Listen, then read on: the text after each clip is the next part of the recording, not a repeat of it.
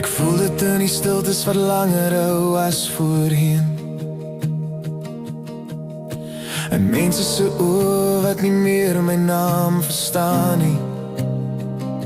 Die plekke wat ek geken het soos my eie hand, voel skielik vreemd soos sand wat deur my vingers brand. Ek vasgehou aan wat ek gedink het moet bly, maar iets in my fluister, dis tyd om te sny. En dis nie straf nie, dis genade wat roep. Nie alles wat bekend is waar jy hoort nie meer. God wys my nou 'n teken, sag maar duidelik. Hy skuif my weg van wat nie meer reg is nie.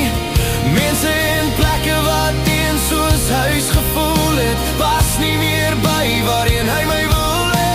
Dis seer om te los, maar ek weet is reg.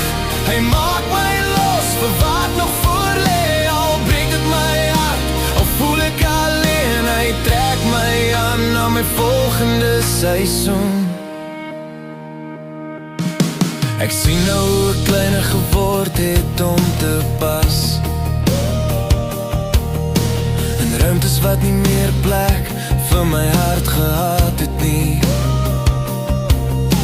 Ek stil gebly toe my siel wou skree, net om nog 'n dag in dieselfde drink te wees. Maar iets in my groei, iets wil asemhaal, en God se stem sê, jy hoef nie meer te dwaal. Hy sluit deure sonder 'n geluid, want hy weet ek sou bly staan en twyfel.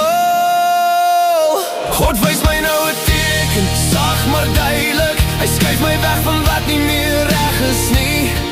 Mense en plekke wat een soos huis gevoel het, pas nie meer by waarheen hy my wil hê.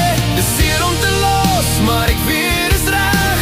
Hy maak my los vir wat nog voor lê.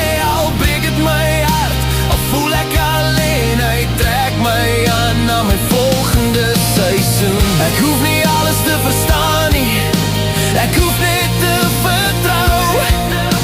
Want elke keer wat ek iets verloor, is hy besig om iets nuuts te bou. En al voel dit soos einde, is dit net begin. Want waar hy my vat, daar wag ek weer vir my sin. God gee my nou 'n teken, ek kan dit nie mis. Hy roep my uit die ou en na iets nuuts wat daar is.